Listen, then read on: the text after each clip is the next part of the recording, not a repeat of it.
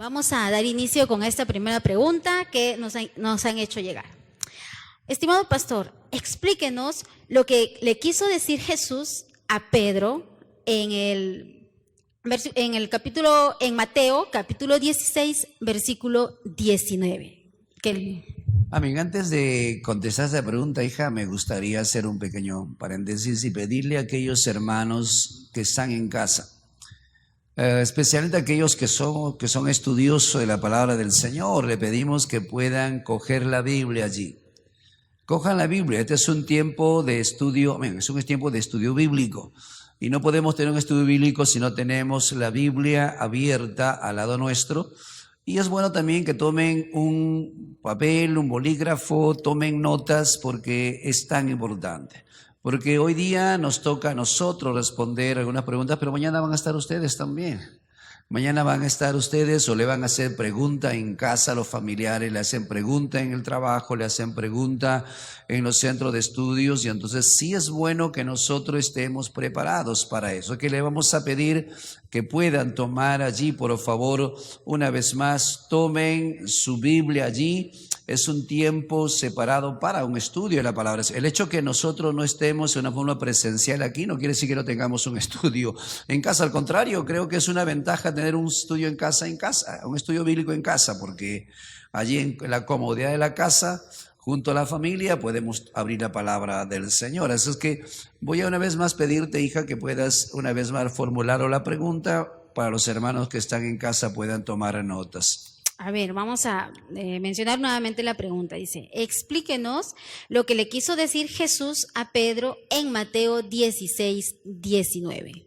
Amén. Nos ha dado una pregunta acerca del Evangelio de Mateo, el capítulo 16, versículo 19, ¿sí? No sé si lo tienes abierto, hija, me gustaría que puedas leerlo, ese versículo. Sí, aquí lo tengo. Dice, y a ti te daré las llaves del reino de los cielos, y todo lo que atares en la tierra será atado en los cielos. Y todo lo que entiendo más o menos que la pregunta de este versículo viene por el asunto de entender lo que es atar y desatar. Definitivamente este es uno de los versículos muy mal interpretados y tal vez hasta cierto punto controversiales. Muchas personas o muchos creen que el Señor le estaba autorizando a Pedro y a los discípulos, él estaba dando la autoridad y el poder para atar y desatar demonios, para hoy en este tiempo desatar bendición y atar a Satanás. Pero queremos nosotros abrir la Biblia, lo más recomendable, el poder mirar el contexto de este pasaje que él nos dice. Permítame una vez más leerlo, este versículo, pero preferible leer el contexto. Permítame leer el contexto para nosotros ubicarnos. Si leemos el contexto de este versículo 19 y leemos a partir del versículo 13, si tú puedes ayudarme ahí, versículo 13 hasta adelante, permíteme leerlo. Dice, viniendo Jesús a la región de Cesarea de Filipo, preguntó a su discípulo diciendo, ¿qué dicen los hombres que es el Hijo del Hombre? En ello dijeron unos Juan el Bautista, otros Elías, otros Jeremías, algunos de los profetas. Él le dijo, ¿y vosotros qué decís que soy yo? Respondiendo Simón Pedro dijo, tú eres el Cristo, el Hijo del Dios viviente. Entonces le respondió Jesús, bienaventurado eres Simón, hijo de Jonás, porque no te reveló carne ni sangre, sino mi Padre que está en los cielos. Y yo también te digo que tú eres Pedro, y sobre esta roca edificaré mi iglesia, y las puertas del Hades no prevalecerán contra ella. Lee el versículo 19, hijo, una vez más. Y a ti te daré las llaves del reino de los cielos, y todo lo que atares en la tierra será atado en los cielos. Entonces mandó a sus discípulos que a nadie dijese que es el Cristo. Y si lees el versículo 21 dice, desde entonces comenzó Jesús a declarar a sus discípulos que le era necesario ir a Jerusalén y padecer mucho de los ancianos. Ahora, si podemos mirar un contexto, si nos detenemos a mirar el contexto, este contexto nos habla de una revelación. La revelación del Padre, ¿quién? a Pedro, la revelación en cuanto a que Jesucristo es el Hijo de Dios. Ahora, pero también nos habla del propósito por la venida de Jesús. ¿Cuál es el propósito? El propósito de la venida de Jesús es edificar una iglesia, porque la Biblia te dice, sobre esta roca edificaré mi iglesia. Ahora, se habla de que el Hades, en este caso el infierno, ¿qué va a hacer? Va a tratar de detener la edificación o el crecimiento de la iglesia, pero Jesús declara algo hermoso y dice, más el Hades no prevalecerá, ¿sí?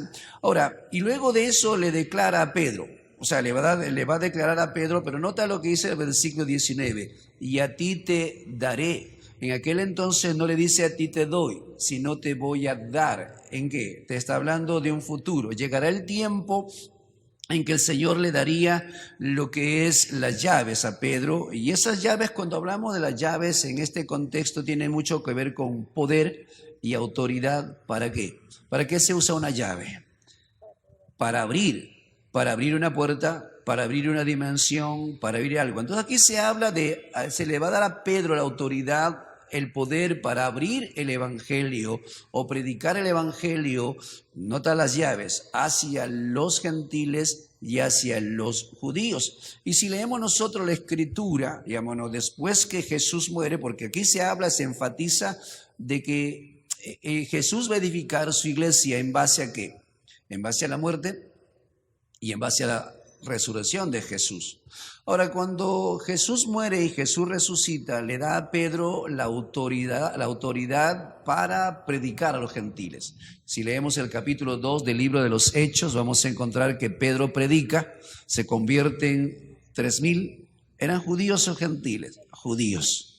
Ahora, luego el capítulo 10 vas a encontrar que Pedro predica en la casa en Cesarea, en la casa de este oficial romano, y ahí se convierten gentiles. Entonces Pedro ha abierto las puertas del evangelio con las llaves hacia eso. Por lo tanto, aquí en este contexto no se habla tanto de desatar o de atar demonios, sino que se habla de atar y desatar con relación al evangelio. No sé si me dejo entender. Atar y desatar con relación al evangelio. Una vez más, Cristo es la roca, es el fundamento ¿de qué? Es el fundamento de lo que es la iglesia. Por lo tanto, ese fundamento de la iglesia, o la iglesia se fundamenta en la muerte y en la resurrección de Jesucristo. Pero esta iglesia que fue edificada por Jesús, esta iglesia en la cual Jesús es el fundamento, tiene que ser edificada. Ahora, ¿cómo se edifica? ¿Cómo avanza? ¿Cómo crece? Por medio de la predicación del evangelio, por medio de usar las llaves y llevar el evangelio. Por lo tanto, aquí para mí, dentro de mi contexto, es mi opinión personal, el atar y desatar tiene que ver con el predicar el evangelio. Ahora, permítame explicarle un poquito eso. Si miramos nosotros antes de la venida de Jesús, antes de que el evangelio sea manifestado, ¿cuál es la condición de todos los hombres? Pecadores. Todos los hombres son pecadores. Todos los hombres están atados, ¿por qué? Por el pecado. No tan solo atados por el pecado, sino esclavos de Satanás. ¿Qué le hace libre al hombre de la atadura del pecado? La predicación del evangelio. Entonces, si nosotros usamos lo que Dios le dio a Pedro, las llaves de la predicación, entonces Dios nos está llamando ¿a qué? A desatar a la gente. Escúchamelo, eso es lo que miramos nosotros en el contexto. Cuando nosotros predicamos el evangelio, va a haber gente que responde a ese evangelio, cree en ese evangelio, obedece a ese evangelio, cree que en la muerte y en la resurrección de Jesucristo. Entonces, cuando esa gente cree en Jesucristo, ¿qué está haciendo? Está siendo desatado. Son libres del yugo de la ley, libres del yugo del pecado, están siendo desatados. Ahora, si tú predicas el evangelio, nosotros predicamos el evangelio y la gente rechaza el evangelio, ¿qué sucede con ellos? Siguen atados. ¿Atados a qué? a su pecado, atados a la ley, atados. Entonces, ese es el contexto. Por lo tanto, todo lo que atares en esta tierra será atado arriba, todo lo que desates. Cuando nosotros predicamos el Evangelio, esa gente es desatada aquí, arriba es declarado libre por el Señor. Todo lo que la gente rechace el Evangelio, esa gente queda atada, arriba dice, está atado porque no respondiste al Evangelio. Entonces, ¿cuál es el resultado de esto? La responsabilidad de la iglesia es que predicar el Evangelio. ¿Qué pasa si no predicamos el Evangelio? La gente sigue atada, ¿no? La gente sigue atada y sigue a sus pecados. Claro, entonces la responsabilidad en nosotros está en predicar el Evangelio, porque cuando tú predicas el Evangelio, bueno, termino en esta parte. ¿Cómo era nuestra vida antes de conocer a Jesús? Atados y muertos. Atados en el pecado. ¿No ves que el Evangelio nos hizo libres, rompió nuestra coyuntura? Entonces, el día que nosotros aceptamos a Jesús como Salvador personal, aquí nos declararon libres del pecado. Y Dios dijo libres del pecado arriba. Ese es mi concepto personal. Espero responder la pregunta de esa manera. Así es que, amén. No sé si... Yo tendría, bueno... Sí. Una pregunta, y yo creo que también la persona que ha formulado esa pregunta, creo que también quiso decir... ¿Y qué entonces, ya que estamos hablando de este versículo, entonces estaría mal de la forma a veces que muchos creyentes, porque a veces yo también he orado de esa forma, cuando atamos y desatamos en el momento de la oración? A ver, vamos a eso, sí. En el contexto de este pasaje, ¿Jesús está hablando o dando directrices en cuanto a la oración? ¿Habla de la oración aquí? No.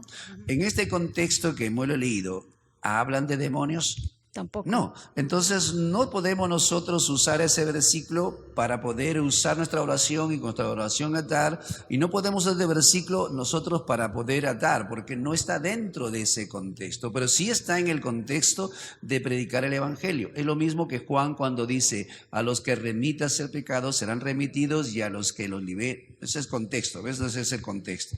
Ok, no sé si... Gracias por tu... Sí, muchísimas. Yo creo que nos ha ayudado mucho, porque yo sé que a veces dentro de la iglesia a veces nos falta mucho, ¿no? Aprender a orar, y tiene mucha razón en este contexto. Vamos con la segunda pregunta. Espero que estén anotando, amados hermanos. ¿Cuáles podrían ser los motivos válidos para que un creyente cambie de iglesia o de congregación? ¿Qué nos dice usted, pastor? Bueno, espero que la pregunta sea con el asunto de conocer, no con el asunto de irse. Sí, porque a veces estamos tal vez buscando una razón válida para decir me voy de la congregación. Si de cada un tiempo o una semana usted le llega por email una carta, ya sabemos por qué. Ahora, definitivamente la Biblia te dice no dejar de congregarnos. Entonces hay una razón para congregarnos. Porque si tú eres hija de Dios, soy hijo de Dios, soy hija de Dios, entonces necesitamos nosotros un lugar donde congregarnos. Porque no existiría una iglesia, hablo de una iglesia visible, una iglesia local, una iglesia que sirve si no tenemos una congregación visible o local, valga la redundancia. Entonces, dentro de lo que es una iglesia local, por supuesto, hay una membresía, y de ese me refiero a eso. Ahora, no es correcto, desde mi punto de vista, no es correcto irse de la iglesia por cualquier excusa, ¿sí? Por cualquier razón ilegítima, si queremos, por cualquier excusa, ¿verdad? ¿Sí? Pero sí creo que hay razones legítimas cuando debo irme de una congregación. Stop, pastor. Por favor, hermanos, anoten. Continúa. Claro, volvemos a eso. Entonces, ¿cuáles son las razones no legítimas por las cuales una persona no debe irse? No debe irse. No debe irse. No debe irse. Y luego miramos cuáles son las razones legítimas porque una persona sí. Cuando miramos nosotros, hay razones que no son legítimas o razones equivocadas, como tú lo dices, son excusas. Por ejemplo, una de las excusas para irme, y tal vez una es muchas personas, y sucede aquí en otra congregación, cuando una persona comete una falta, le pones en disciplina, ¿cuál es el pretexto? Se va de la iglesia.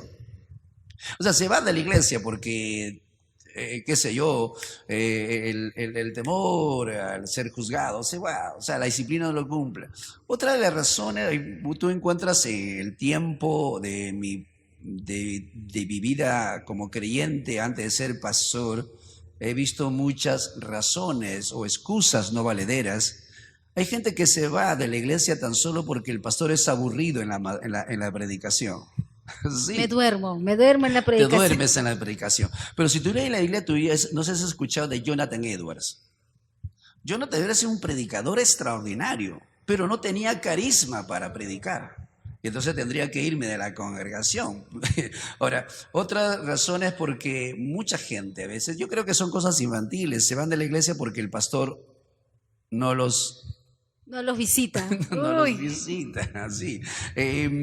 Otro, a veces razones porque, bueno, no me gusta la forma de la administración de las ofrendas de la iglesia, ¿no? Me gusta, quiero las cosas transparentes y claras, quiero saber qué hacen con mi dinero. Esa es una de las razones. Yo tengo una, a ver, y se ha escuchado por muchos creyentes que tienen años en la iglesia. No siento lo mismo que antes. Claro. Eso es una frase muy, muy conocida. Pero pastor. ese problema no está en la iglesia, sino está en que tú no sientes, está en que tú te falta avivarte, pero como... Y hay sin razones como que no me gustan los cánticos del ministerio de alabanza y otra razón para mí, una de las razones es hay problemas o asuntos personales de creyente en creyente y porque no me llevo bien contigo, entonces... Claro, ¿no? Entonces ahí viene que no lo siento, no me siento bien yendo a la iglesia, o yo no siento el gozo, como dicen, ¿no? Yo no siento al... Yo creo que estos temas nos ayudan mucho porque uno como pastor los toca. Yo tuve te cuento una pequeña anécdota. Una vez una hermana vino y me dijo, pastor, usted decide si me quedo yo o se va fulana. O se queda fulana, pero alguien tiene que decidir. Yo como... Y entonces para mí son cosas infantiles, son cosas ilegítimas para irse a una congregación. La última, pastor, porque es una pregunta interesante. Yo no sé si ahí mis amigos o televidentes que están ahí escuchando. Pastor, justamente que sale de esa pregunta, ¿Dios me podría revelar o podría basar mi decisión en una revelación, entre comillas, o un sueño de parte de Dios, según yo? Claro, ese es otro tema, pero Dios siempre nos habla por medio de sueños, revelaciones, pero hay que saberlo interpretar, ¿sí? Pero cuando hablamos de las razones ilegítimas, no son razones valederas para irse a una congregación. Hay gente a veces que se va a la congregación porque pues le gustó una señorita o un muchacho y definitivamente porque no le prestó atención, mañana se fue a la congregación. Media iglesia se va. Me imagino que tú conoces eso también. Muchísimo, pastor, muchísimo. Me imagino. Y eso que a los hermanos de la iglesia, imagino que nos escuchan, ellos conocen muchas más razones que las que nosotros conocemos. Entonces son razones que se pueden solucionar. No hay razón para que te vayas de la congregación. Pero sí hay razones legítimas cuando yo creo y pienso que un creyente debe irse de una congregación. ¿Cuáles son, pastor? Una de las razones, por ejemplo, nosotros entendemos que la esencia del Evangelio, para mí el Evangelio es fundamental. La esencia del Evangelio tiene que ver con la muerte y la resurrección de Jesús, definitivamente. La esencia del Evangelio tiene que ver con la salvación de los pecadores, ¿sí? Y cuando se predica otro Evangelio, no sé si me dejo entender. Cuando predico otro evangelio, cuando estoy predicando un evangelio mutilado, un evangelio que no es el evangelio, son razones suficientes como para poder orar. Y no te digo que me voy a ir yo hoy, sino que tengo que orar para llegar al momento de cuándo tengo que irme y cómo tengo que irme, porque es otro asunto. No tan solo me voy mañana, sino que tengo que orar el momento oportuno de irme y el cómo irme. No me puedo ir, sino que tengo que irme con una bendición del... Ya, a eso justamente le iba a preguntar. Entonces, sí, obviamente, si es que llego a respaldar mi decisión en una razón legítima, tendría que salir, como por decirlo así, por la puerta grande, como debe de ser. Y tendría que yo exponer mi razón al pastor. ¿Sabe qué, pastor? Okay. Esta es la razón. para no que- solamente puedo irme No. y retirarme y decir que tal vez Dios me habló, etcétera. A ver, si mañana Ruth deja de venir por una razón que enseñamos un evangelio diferente, tú lo sabes, pero yo no lo sabe el pastor.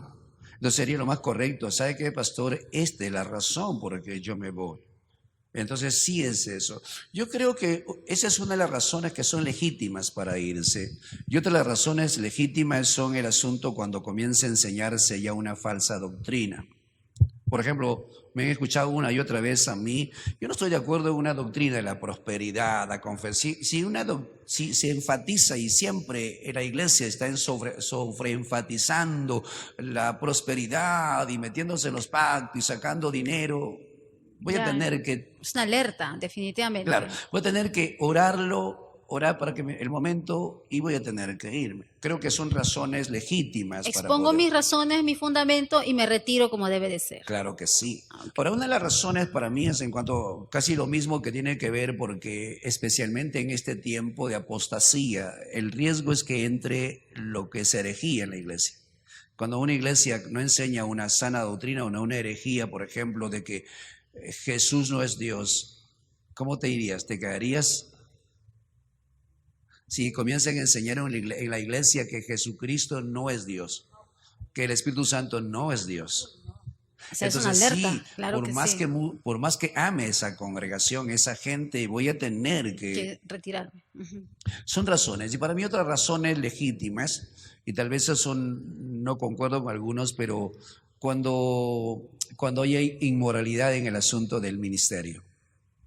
Yo sé que es un tema álgido, duro, pero cuando hay inmoralidad en el asunto del ministerio, es decir, cuando un pastor peca en el asunto de lo que es la inmoralidad, llámese lo que es adulterio. Yo creo que hay dos cosas ahí. Uno es la persona y otro es el asunto del ministerio. Y quiero que me escuchen bien, no quiero apresurarme a decir algo que no es correcto. Creo que una persona cuando fracasa necesita que Un tiempo de restauración. ser restaurado y para eso hay un proceso que restaure su comunión con Dios, que restaure su comunión con la congregación, porque no tan solo la ofensa ha sido a Dios, sino la ofensa la también ha sido a congregación. la congregación, Así es. ha traído un mal testimonio. Ahora, cuando yo creo que cuando esa persona se restaura, quédate en tu sitio, deja el ministerio, porque has perdido autoridad, has perdido credibilidad, se ha perdido testimonio, no se va a predicar con el aplomo. Entonces eso, ahora si eso se da, yo voy a quedar, pero si dentro de esa congregación no hay un arrepentimiento genuino, se pasa por alto las cosas como si no pasara nada y continúa el ministerio predicando como si no hubiese pasado nada, yo sí definitivamente tendría que irme, porque creo que los predicadores están llamados para dar un testimonio hacia lo que es el mundo.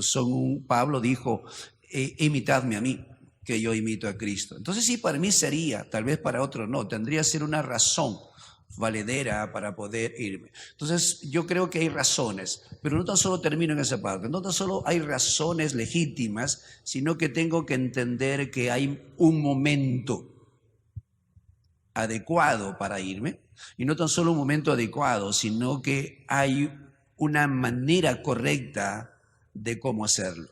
No me voy a ir divulgando y no me voy a ir hablando, no me voy a ir difamando, no. Si me voy, será tan solo porque tengo razones, pero ahí quedo y no vuelvo a tocar el asunto. No sé si me dejo entender. Ah, ya.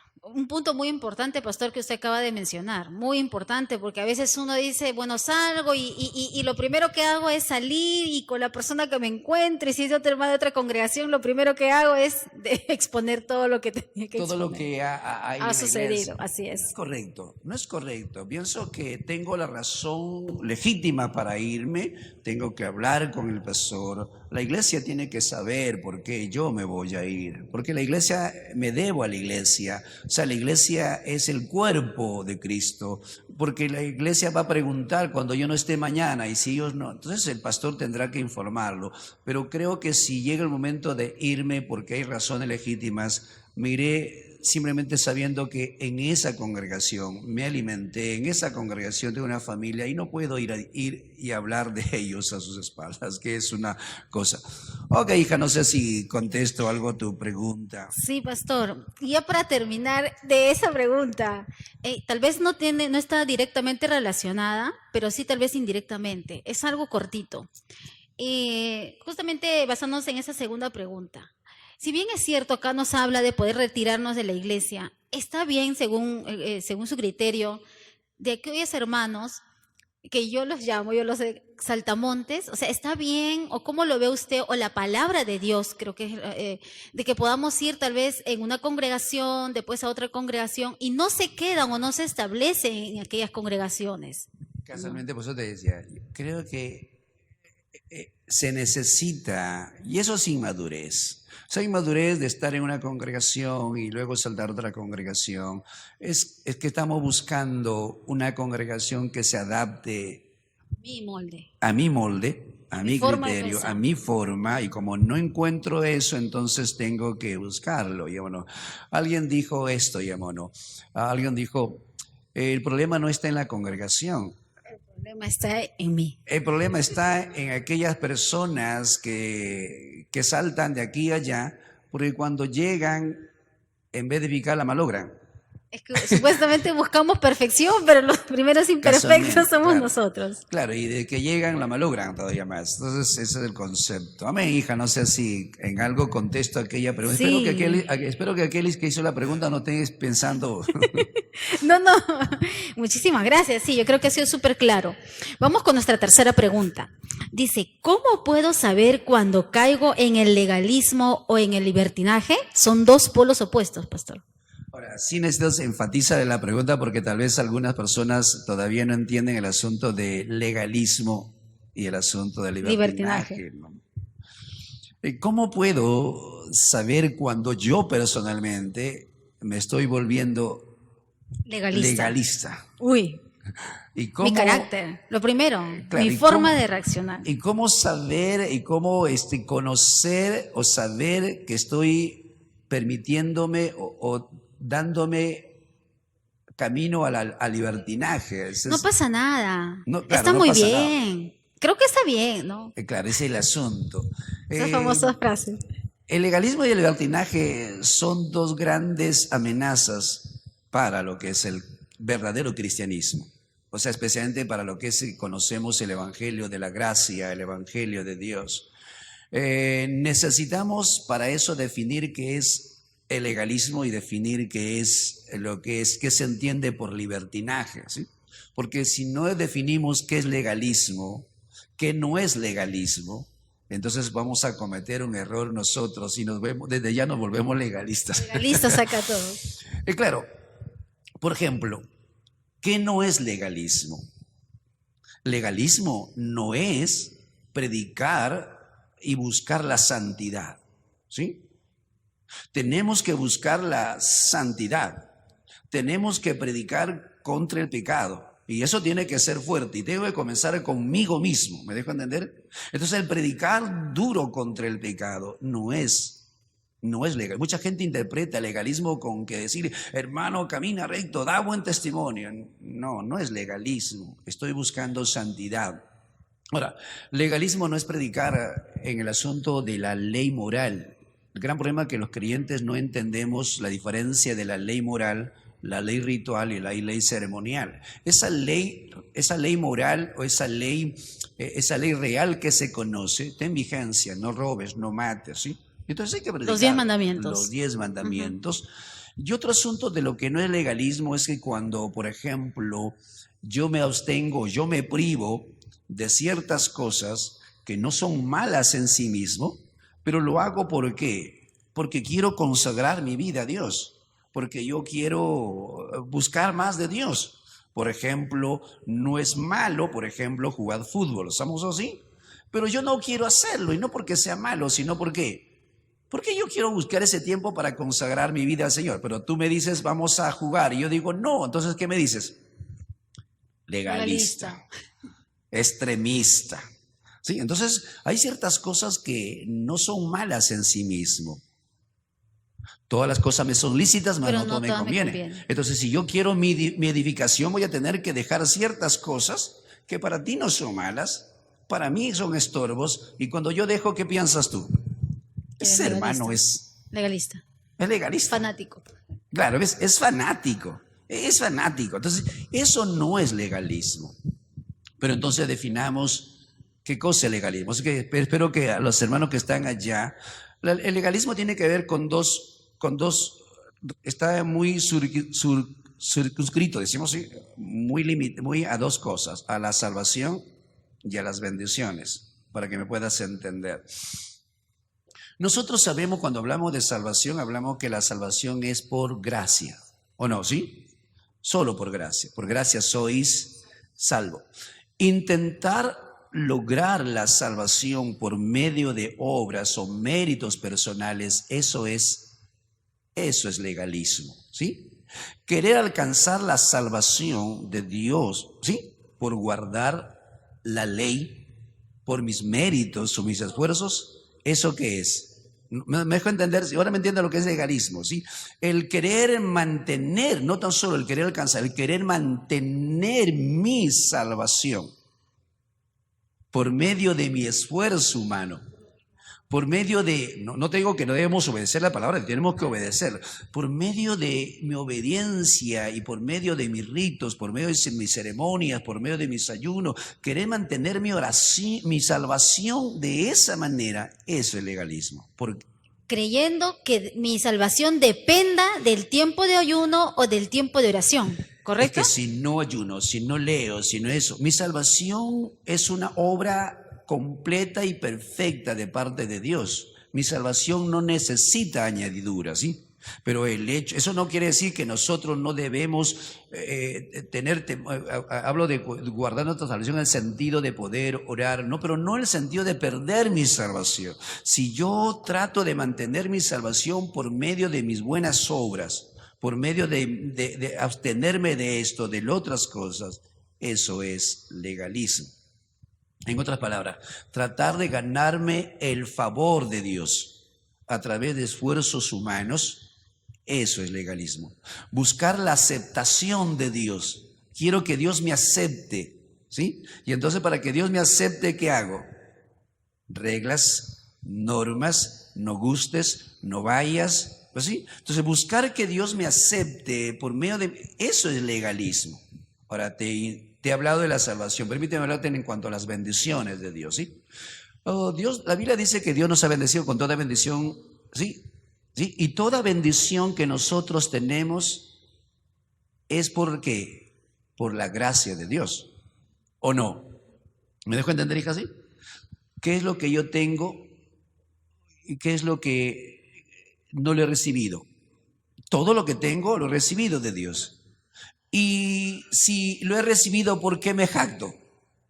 No sé si me dejo entender, todo lo que tengo. Por tanto, tratar de alcanzar la bendición de Dios por medio de esfuerzos humanos, personales, eso es, no sé si me dejo entender, eso es legalismo. Pensar que la bendición de Dios depende de mi oración. No quiero decir que no debemos orar, no me malinterpretas. Pensar que la bendición de Dios depende de mi ayuno. Y entonces yo ayuno y Dios está obligado a qué? A bendecirme más. A bendecirme. Entonces eso es legalismo. Pensar que Dios está obligado a bendecirme porque yo hago unos 3 días de ayuno. Claro, el asunto está en eso.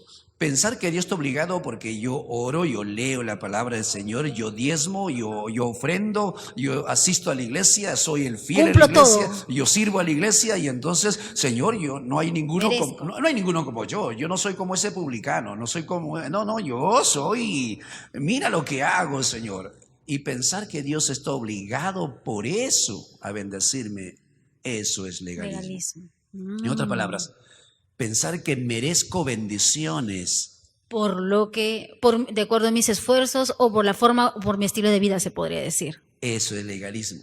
Pensar que yo merezco más que aquellos que no oran, y enojarme por aquellos que son bendecidos cuando yo oro más que ellos, yo leo más que ellos y voy a la iglesia más que ellos y son bendecidos y enojarme, eso es legalismo. O no sentir ese gozo que nos manda el Señor cuando veo que la otra persona está siendo bendecida o prosperada también, ¿no? ¿Cuál es la esencia del legalismo, hija? La esencia del legalismo es el orgullo. Vamos, díselo, ¿el orgullo qué? Es el orgullo humano. Yo merezco la salvación. No, yo lo busqué, yo merezco la salvación. Yo merezco las bendiciones, ¿por qué? Porque nadie ora como yo, nadie ayuna como yo. Dios siempre me escucha a mí. Pero así es eso. El legalismo es antagónico, contrario. Suena duro, pero para mí el legalismo es un asesino de la gracia de Dios. Porque asesinas la gracia de Dios. Porque Dios detesta todo lo que es asunto del orgullo humano y el esfuerzo humano. Entonces, eso es. Entonces, la pregunta es, ¿cómo puedo saber si estoy cayendo yo en el legalismo? ¿Verdad? ¿Sí? En uno de los extremos, En uno o de los bien en el extremos. legalismo o bien en el libertinaje. Deme el tiempo, ¿no? Danos el No, tiempo. no. Sí, estamos Entonces, con tiempo, pastor. ¿cuándo puedo saber? ¿Cómo sabes tú que te estás inclinando, estás pasando la línea, cruzando la línea hacia el legalismo? Cuando piensas, ¿qué cosa? Cuando piensas que lo mereces, las bendiciones de Dios, porque tú eres obediente o porque tú haces las cosas, estás cruzando al lado del legalismo. Cuando piensas que merece la bendición de Dios. Ahora, escucha la palabra, ¿merecemos las bendiciones de Dios? Humanamente no merezco, pero Dios en su gracia me lo da porque soy su hijo. Dios en su gracia me sostiene porque soy su hijo. Cuando se va, como tú le decías ahorita, cuando se va el gozo de nuestros corazones, cuando yo oro y Dios no me, entre comillas, no me responde porque yo ayuné, debería Dios responderme. Y ayuné 3 días. Claro, debería Dios responderme. Debería Dios responderme porque yo acabo de ayunar, acabo de diezmar. Dios está obligado a responderme. Cuando se va mi gozo, porque Dios no me ha respondido, ya tienes un corazón legalista. Ahora, no sé si me dejo entender. Cuando piensas que Dios es injusto, ¿alguna vez has pensado que Dios es injusto? Sí, sí he pensado. Cuando piensas que Dios es injusto, porque no debería sucederte lo que te sucede, porque eres una persona de oración.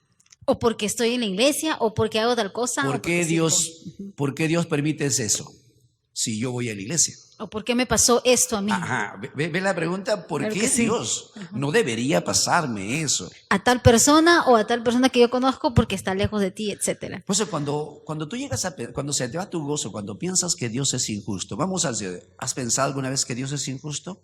La mayoría de nosotros hemos pensado que Dios es injusto porque Dios no respondió a nuestras oraciones cuando debería hacerlo y como nosotros pensábamos que debería hacerlo.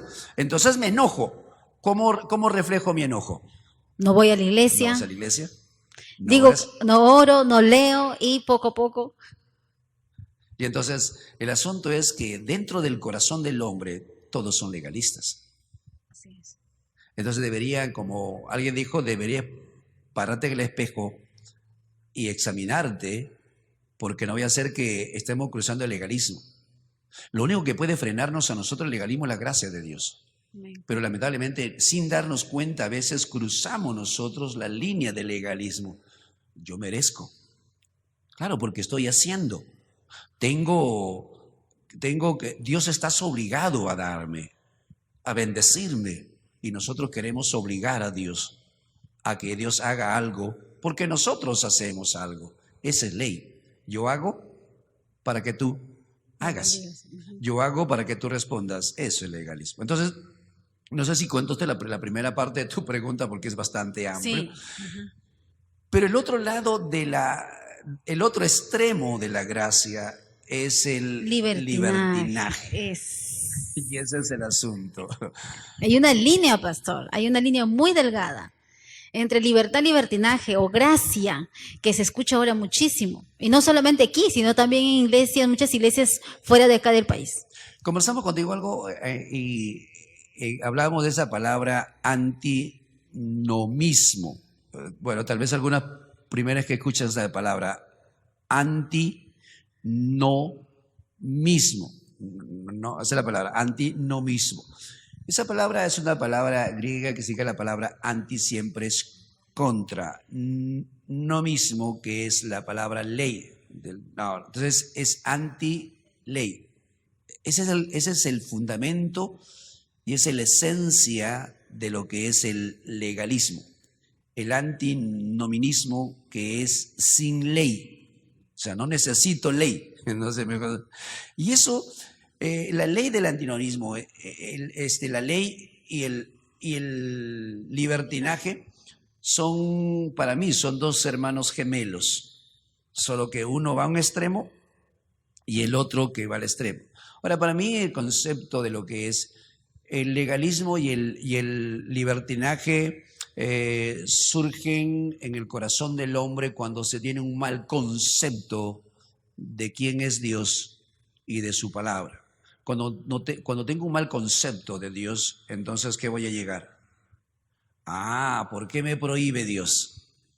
¿Por qué Dios me dice que coma de todo, pero no de este árbol? No, ¿ves? Hay algo. Entonces surge, ¿ves? Entonces yo traigo el concepto de el libertinaje. Es que pensamos que Dios es amor, ¿sí? Y que Dios no te juzga por nada. Y que todo lo permite, también. Claro. Lo pienso. Entonces, miremos lo que enseña el libertinaje o el antinomismo, ¿sí? Miremos que enseña. Somos salvos por la gracia de Dios, ¿sí?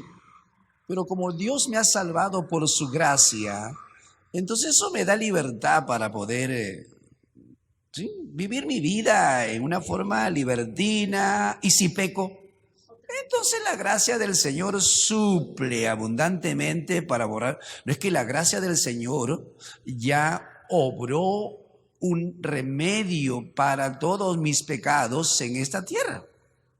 Entonces tengo licencia para hacerlo. La salvación es solo por la fe. Nada más, la salvación es solo por la fe. Soy salvo por la fe. No necesito guardar mandamientos, no necesito obediencia, no necesito que me digas leyes. No estamos bajo la ley, sino bajo. ¿Has escuchado? ¿No has escuchado eso? Sí, bajo la gracia. Yo creo que también hasta muchos se han atrevido a decir, justamente basándose de esta frase, no tengo incluso por qué cambiar mi estilo de vida. Claro, ¿ves eso? ¿Por qué? Porque ahora hay un concepto de que hay que revisar la Biblia, porque no necesito cambiar mi estilo de vida. ¿Sabes por qué? Porque Dios me acepta así como soy. ¿Has escuchado? Y se ha escuchado muchísimo. Ahorita no queremos tocar ese tema también muy controversial. Ahora eso se ha escuchado muchísimo. Incluso está en la Nueva Traducción Viviente. En esas Biblias. Claro, Dios es un Dios de gracia y te acepta tal como tú eres. No necesitas hacer un esfuerzo para cambiar. Dios es un Dios de gracia. Dios es un Dios ¿qué? Dios es un Dios con gracia sobreabundante. Cuando el pecado abunda, sobreabunda la gracia del Señor. ¿Qué te preocupas? Ahora, nota eso. Digámonos que Dios es amor. Él te acepta. ¿Cómo eres?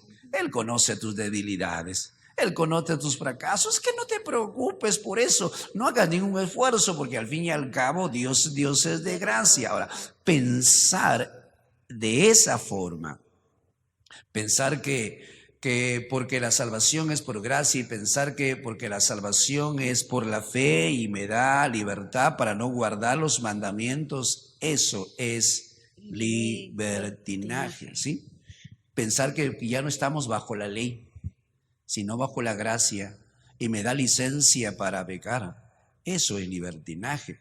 Pensar que la gracia de Dios es un salvoconducto o una excusa para que yo pueda dar rienda suelta a lo que es mis, entre comillas, debilidades, eso es libertinaje.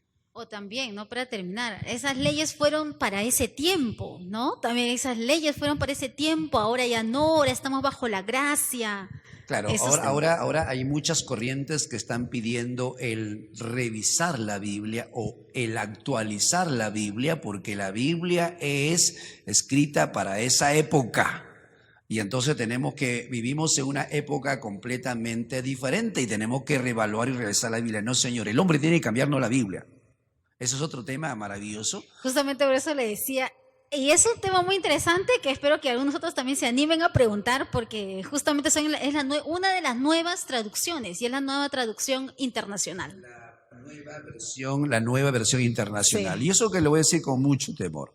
Le hemos dicho una y otra vez que no usen esa traducción o esa traducción como para poder tener un estudio bíblico, no. Otro día hablamos de eso ahora. Sí. Entonces, volvemos a la pregunta, ¿cómo puedo saber que estoy cayendo en el antinominismo o el libertinaje? ¿Cómo puedo saber que estoy convirtiéndome en un antinomismo, en antiley, un libertino? ¿Cómo? Para más o menos. Tú me estás siguiendo más o menos. Cuando peco, y pienso que todo está bien. Cuando peco abiertamente, pensando que la gracia va a suplir para mis pecados, o justifico mis pecados, eso es libertinaje. Cuando pensamos que pecar no trae consecuencias porque el amor de Dios borra todas tus faltas. El amor de Dios cubre todas tus faltas. Eso es libertinaje. Cuando pecamos y ya mi conciencia se ha cauterizado y ya mi conciencia no me redarguye, estoy tranquilo, estoy cómodo, no pasó nada y estoy como si no... Eso. No siento nada, o sea, me vuelvo insensible, por decirlo así, a la voz del Señor. Y hay personas insensibles a eso. A la voz del Señor. Hay personas que han llegado a malentender la gracia de Dios, que simplemente pecan y ya no le redarguye, aunque el que nos redarguye a nosotros es el Espíritu Santo, pero ya su mente, su conciencia no lo acusa, pueden dormir tranquilos. ¿Por qué? Porque el amor de Dios todo lo cubre, la gracia de Dios es abundante, Dios conoce mis debilidades, Dios sabe de lo que yo soy. No, Señor, Dios nos ha dado a nosotros una salvación por gracia, pero nos ha dado a nosotros una palabra y en esa palabra encontramos las instrucciones, las direcciones de cómo tenemos que vivir. La Biblia nos dice a nosotros que Dios es santo y vive en santidad aquel que invoca el nombre del Señor. Aparte de esa iniquidad, todo aquel que invoca el nombre del Señor. Entonces yo tengo que entender que tengo un espejo que tengo que mirarme es la palabra del Señor. Y mi vida tiene que ser amoldada a la palabra del Señor. Y tengo un modelo. ¿Cuál es mi modelo? Jesús. Mi vida tiene que parecerse cada vez más. Por lo tanto, la Biblia, la gracia no te da licencia para pecar. Hacer lo que yo quiera. No sé si contesto la pregunta, si es un tema, en verdad, para hablar mucho más amplio, pero queremos cortarlo, dejarlo allí. No sé si tienen... Para una pregunta, dice, una pregunta. Una pregunta más. Sí, okay. wow. Sí. Vamos a la cuarta pregunta. Dice, en los tiempos que estamos viviendo, ¿cuáles son los mayores peligros para creyentes que no tienen una buena base doctrinal? Uy, eso está interesantísima, pastor. Repito la pregunta porque es buena para los auditorios. Yo no sé quién hizo esa pregunta porque sí es buena. Dice, en los tiempos que estamos viviendo, vamos a ver, en los tiempos que estamos viviendo, ¿cuáles son los mayores peligros para creyentes que no tienen una buena base doctrinal? Ahora, no sé si puedes abrir, lee el libro de Tito 2.1, si puedes leerlo rápidamente ahí. Busca Tito 2.1. Porque yo sé que algunos van a decir, sí, pero están hablando y no usan la Biblia. Eso es lo que nos van a decir a nosotros. Amén. ¿Lo encontraste, Siga?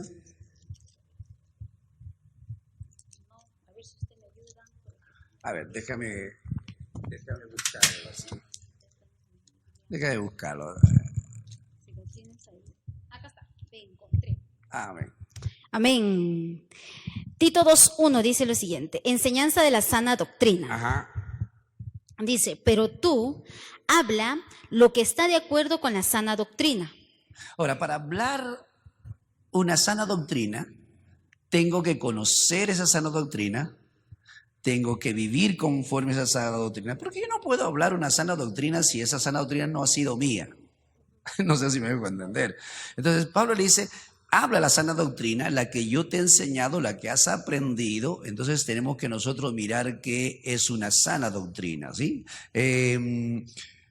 Una doctrina, busco la forma de explicártelo, ¿sí? Sígueme. Imagínate a tu cuerpo sin huesos. No tengo soporte. Imagínate a tu cuerpo, Ajá. un montón de carne. Ajá. Sin Con forma. con una latita con una bolsa de sangre allí, ¿sí? ¿Así? O sea, imagínate a tu Sin soporte, cuerpo, ajá. sí, sin Todo huesos. sí. Ajá. Entonces, lo que los huesos son para el cuerpo, la doctrina es para el creyente y para una iglesia. No sé si me dejo Claro, entender. es el soporte. El cuerpo te da forma, o sea, perdón, los huesos te dan forma. Huesos grandes, huesos pequeños te da forma. Los huesos te dan estabilidad y dan firmeza. Si tú no tienes huesos firmes, eres endeble. Endeble. Ajá. Entonces necesitas tú. Entonces, un creyente sin una sana doctrina carece de forma, va a ser endeble, va a ser llevado por todo viento de doctrina. Esa sana doctrina tiene que ver con discipulado, verdades básicas. Un creyente que no tiene discipulado, un creyente que no tiene verdades básicas, que no tienes el fundamento del cristianismo, ¿qué vas a hacer? Es como un cuerpo sin huesos. Mañana no tienes forma, mañana toma la forma que te da la gana y mañana eres endeble, viene un viento de doctrina, te corre. Ahora, una iglesia sin discipulado es una iglesia que tiene la puerta abierta para cualquier falsa Doctrina. No sé si me dejo entender, ¿sí? Entonces, es peligroso que un creyente no tenga En estos tiempos. discipulado. Así es. Así que escuchen los creyentes que están al otro lado de la página, de la pantalla. Qué bueno que hicieron esa pregunta, me gustaría saber quién lo hizo. Así es que aquellos que están al otro lado, escúchenme. Es un peligro que un creyente esté sin discipulado. Y te lo voy a decir con todo el énfasis en mi corazón. Es un peligro. ¿Por qué? Porque no tienes firmeza, no tienes estabilidad. Mañana vas a cualquier cosa que te hablen por ahí, eso te va a lo que es moldear tu manera de pensar. Y una iglesia que no tenga discipulado, definitivamente eso es un asunto peligroso.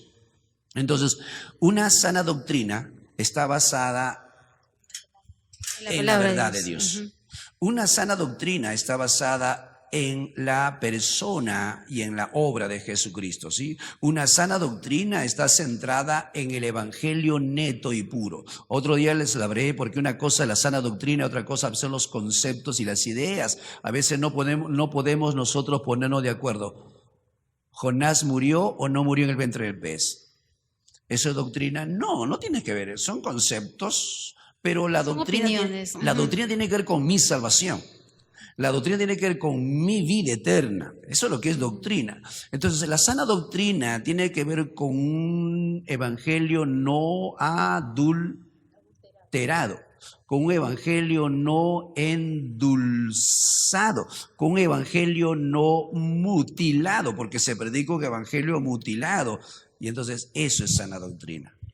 Es una pregunta que se está dejando, de verdad se está quedando realmente a la mitad, porque ahí tendríamos que, justamente creo que por eso ha hecho no sé si será un hermano o una hermana, ha hecho esta pregunta, porque ahorita, en estos momentos, está viendo mucho por redes sociales a diferentes pastores o diferentes iglesias que están predicando. Claro, me dijeron cuáles son los peligros. ¿Cuáles son los peligros para un creyente que no tiene una sana doctrina? Ayúdame. ¿Cuáles son los peligros para un creyente que no tiene discipulado?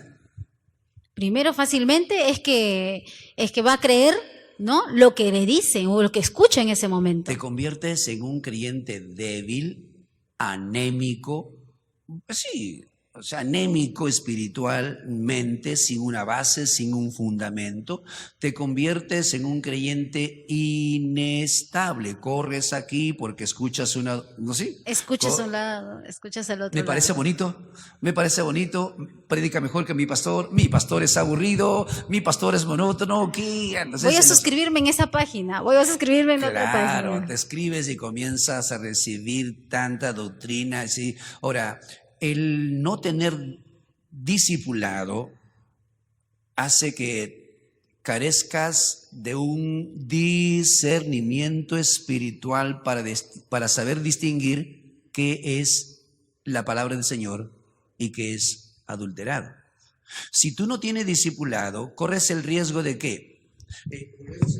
Mezclar Y creer, la ley claro, con y la gracia. Cuando te da la gana, hablas de la ley. Y cuando deseas, hablas de la gracia. De la gracia. Mezclas y confundes y arrastras a el peligro más grande para mí. Ojalá fueras tú sola la que, bueno, eres endeble. Sino el peligro más grande que vas a arrastrar A miles. a otros. Así es. Los primeros son los de tu casa. Justamente eso era mi pregunta.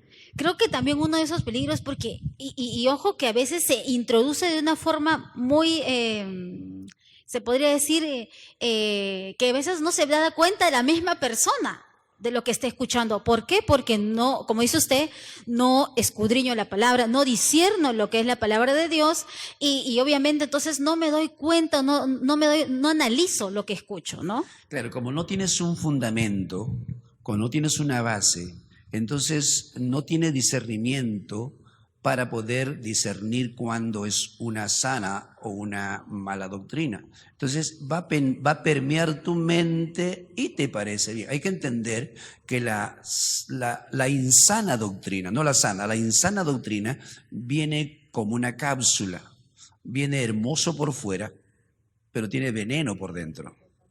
Es como el caso de la serpiente diciéndole a Eva, con que Dios ha dicho, sabe Dios que el día que comas se van a abrir tus ojos. ¿Ves? Quiero que se abran mis ojos para saber el bien y el mal. ¿Ves? Ahí estaba lo malo, lo dañino, lo pernicioso. Entonces, terminamos con esa parte. No sé si terminamos nuestro, ¿cómo le llama? Nuestro director, nuestro productor, nuestro hermano. Vamos a antes de la oración. Hemos tocado un tema muy importante. Agradecemos por sus preguntas, pero queremos decirle, iglesia, es el tiempo de involucrarnos en el discipulado de la iglesia. Es el tiempo de poder meternos a la palabra del Señor, porque si no tenemos discipulado, me hago daño a mí mismo y hago daño a la gente que viene a tener o buscar un poco de ayuda o consejería. Entonces es el tiempo. Gracias a ustedes, iglesia, por estar allí. Gracias, hermanos, por seguirnos. Esperamos que esta parte de preguntas puedan ayudarnos, edificar nuestras vidas. Conmigo, para mí es un grato honor llegar a sus hogares en el amor de Jesús. Y voy a dejar con ustedes, con nuestra hermana que está en la conducción. Gracias, estimado pastor, gracias por estos momentos, han sido muy interesantes las preguntas, queda una pregunta pendiente para el próximo viernes y les animamos a ustedes también, estimados hermanos y amigos, a que puedan realizar sus preguntas a través del chat para poder responderlos aquí en Respuestas a Preguntas Bíblicas. Muchísimas gracias por este tiempo, por este momento de poder compartir la palabra.